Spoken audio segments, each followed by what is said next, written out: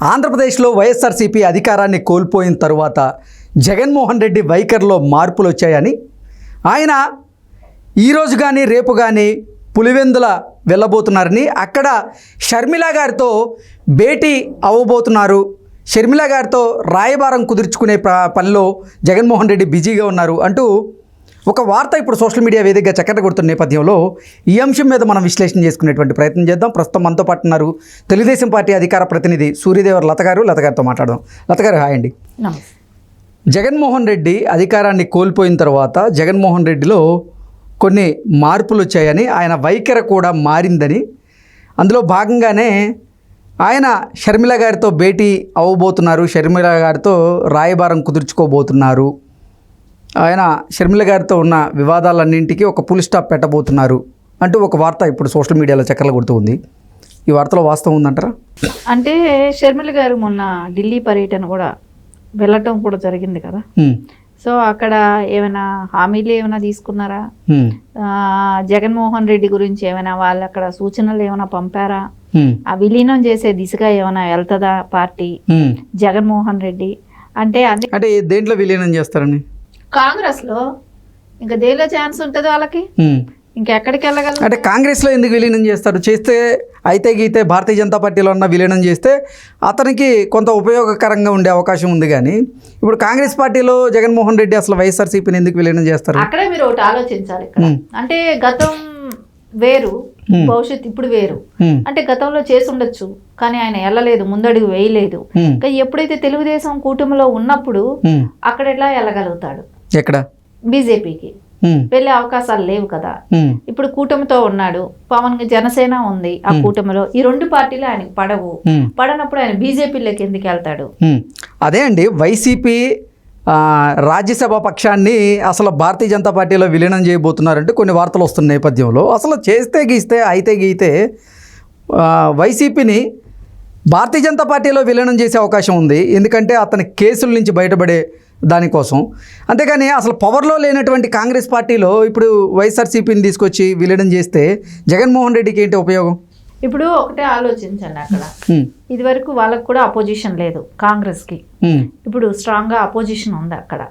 ఇంకోటి ఇక్కడ క్యాండిడేట్లు వెళ్ళిపోవచ్చు. ఇప్పుడు ఎవరైతే రాజ్యసభ సభ్యులు ఉన్నారో వాళ్ళు బీజేపీకి వెళ్ళిపోవచ్చు. సో పార్టీకి సంబంధం లేకుండా, సో వాళ్ళ అవసరాలకు వాళ్ళు వెళ్ళిపోవచ్చు. కానీ ఈయనకి ఏంటంటే ఈయన చెప్పినట్టు వాళ్ళ మద్దతు ఎందుకు ఇస్తారు? రేపు కాంగ్రెస్కి ఇవ్వమన్నా ఇవ్వరు.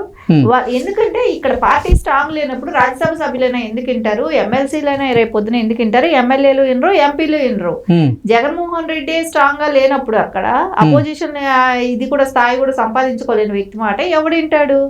సో ఎగ్జాక్ట్లీ ఇప్పుడు అంటే రాజ్యసభ ఎంపీలు కానీ ఇటు లోక్సభ ఎంపీలు కానీ అలాగే ఎమ్మెల్సీలు ఎవరు చేజారకుండా ఉండేందుకే జగన్మోహన్ రెడ్డి ఒక వ్యూహాన్ని రచించారు. అందులో భాగంగానే ఇప్పుడు ఆ పార్టీ నాయకులతో మేము భవిష్యత్తులో ఎన్డీఏకి మద్దతు ఇస్తామంటూ కూడా ఆయన బహిరంగంగా చెప్పించినటువంటి నేపథ్యంలో ఇప్పుడు ఎన్డీఏ వారు కూడా అలాగే భారతీయ జనతా పార్టీ కూడా ఈ రాజ్యసభ సభ్యుల్ని భారతీయ జనతా పార్టీలోకి తీసుకునేటువంటి ప్రయత్నం చేయదు అంటూ కొన్ని వార్తలు వస్తున్న నేపథ్యంలో ఇప్పుడు అసలు జగన్మోహన్ రెడ్డి నిర్ణయం ఏంటి?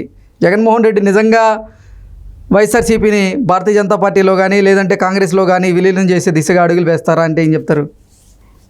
కాంగ్రెస్కే విలీనం చేసే అవకాశాలు చాలా ఎక్కువ ఉన్నాయి. కాంగ్రెస్లో విలీనం చేస్తే జగన్మోహన్ రెడ్డికి వచ్చేటువంటి ఉపయోగం ఏంటి? ఒకటి, ఇక్కడైతే రేపు పొద్దునైనా కూడా కేసులు ఎలాగైనా ఫేస్ చేయాల్సిందే, ఎక్కడికి పోదు. కేసులు అనేది కంపల్సరీ. సో నెక్స్ట్ ఏమైనా ఒకవేళ అవకాశం ఉంటుందేమో, కాంగ్రెస్ వస్తుందేమో నెక్స్ట్ టర్మ్కైనా. సో ఇప్పటి వరకు నేను కేసులు ఫైట్ చేస్తూ ఉండొచ్చు, సరే జైలుకి వెళ్ళొచ్చు. ఇక్కడ ఎలాగో బీజేపీలోకి అయితే వచ్చే అవకాశాలు లేవు. బీజేపీలోకి రావాలంటే ఆయనకి పడే పర్సెంట్ ఓటు ఏదైనా ఉంటే కూడా అది కూడా కొంచెం వాళ్ళ మతపరమైన ఓట్లు కూడా కొంచెం ఉంటాయి కాబట్టి అవి బీజేపీకి వెళ్తే అంగీకరించదు కాబట్టి అందుకని ఆయన బీజేపీకి అంటే లోపాకారితనంగా సపోర్ట్ చేయొచ్చు, కానీ బహిరంగంగా అయితే ఎట్టి పరిస్థితుల్లో ఆయన సపోర్ట్ చేయడానికి కుదరదు. సో అందుకోసం ఏం చేస్తున్నాడు, ఓపెన్ గా అయితే కాంగ్రెస్ కే సపోర్ట్ చేస్తాడు, ఇంటర్నల్ గా చేయాల్సి వస్తే బీజేపీకి చేస్తాడు. ఆయన అంటే ఇంటర్నల్గా కాదు కదా, అసలు బహిరంగంగానే వాళ్ళ పార్టీ నాయకులతో ప్రెస్ మీట్ పెట్టించి మేము రాను రోజుల్లో ఎన్డీఏకే మా మద్దతు ఇస్తాము వైసీపీ అంటూ కూడా ఆయన చెప్పించిన నేపథ్యాన్ని మనం చూసాం. మాకు రాజ్యసభలో బలం ఉంది, ఎన్డీఏకి అవసరమైనప్పుడు మా బలాన్ని వాళ్ళకి ఉపయోగిస్తాము, వాళ్ళకి మద్దతు తెలుపుతాం అంటూ కూడా వాళ్ళు చెప్తున్న బలం నేపథ్యం. ఎన్ని సంవత్సరాలు ఉంటది, వాళ్ళ బలం ఎన్ని సంవత్సరాలు ఉంటది, రాజ్యసభ ఇది ఎన్ని సంవత్సరాలు ఉంటది, తర్వాత అయినా తెలుగుదేశం కావాలి, జనసేన కావాలి కదా. సో ఎప్పుడైనా వాళ్ళకి అవసరం ఎవరితో, జనసేన తెలుగుదేశంతోనే కదా. సో అలాంటప్పుడు బీజేపీ ఎందుకు ఇలాంటి కేసుల్లో ఇరుక్కున్న వ్యక్తికి మద్దతు ఇచ్చి ఆ రాజ్యసభ సీట్ల కోసం ఎన్ని సంవత్సరాలు వాళ్ళు జగన్ తో పొత్తు పెట్టుకోగలుగుతారు. సో అలా అంత ఆలోచించకనైనా వాళ్ళు తెలుగుదేశంకి పొత్తుకొచ్చారు బీజేపీ. సో వాళ్ళకి తెలుసు ఏ అంటే ప్రజా వ్యతిరేకత ఏ స్థాయిలో ఉంది, తారా స్థాయిలో ఉంది. ఆ వ్యతిరేకతని కానీ విజయసాయి రెడ్డి గారు మాత్రం అసలు భారతీయ జనతా పార్టీ మొదటగా పొత్తు పెట్టుకునేందుకు వైసీపీని సంప్రదించింది, వైసీపీ నిరాకరించడంతోనే భారతీయ జనతా పార్టీ పెద్దలు తెలుగుదేశం పార్టీతో పొత్తు పెట్టుకున్నారంటూ కూడా ఆయన ఒక ఇంటర్వ్యూలో చెప్పినటువంటి సందర్భాన్ని మనం చూసాం. అంటే ఇప్పుడు వాళ్ళు వాళ్ళు చిత్కరించుకున్నారనేది ఎవడైనా చెప్తాడా? వాళ్ళు మమ్మల్ని చేరనివ్వలేదు అనే విషయం ఎవడైనా చెప్పుకుంటాడా? బయట వస్తే అక్కడ లోపల ఎన్నైనా తిట్లు తినివ్వండి, ఎన్నైనా మాటలు పడతారు. బయట వస్తే ఏమేం కలవలేదు, మాకు ఇష్టం లేదు అని అంటారు, అంతే కదా.